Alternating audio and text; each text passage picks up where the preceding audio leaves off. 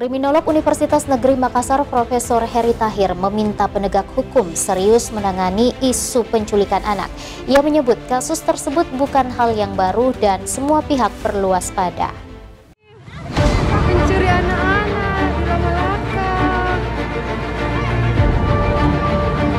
Isu penculikan anak santer terdengar di wilayah Sulawesi Selatan beberapa waktu terakhir.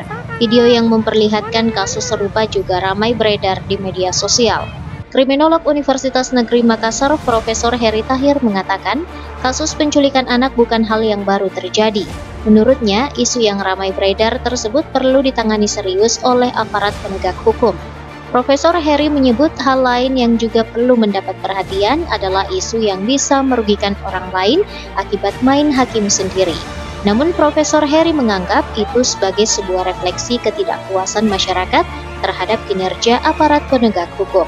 Dengan catatan bahwa memang kadang munculnya tindakan-tindakan seperti ini, karena itu merupakan suatu refleksi ketidakpuasan masyarakat terhadap kinerja aparat hukum. Ya, kadang masyarakat justru kecewa dengan tindakan-tindakan atau proses hukum yang dilakukan.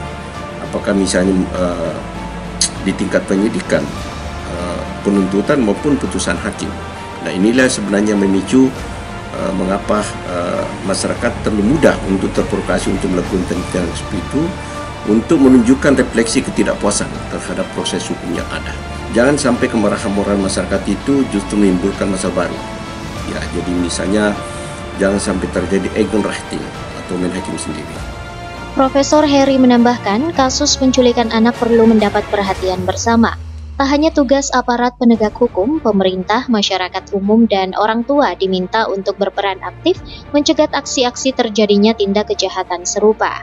Wahyu Saputra, Celebes TV.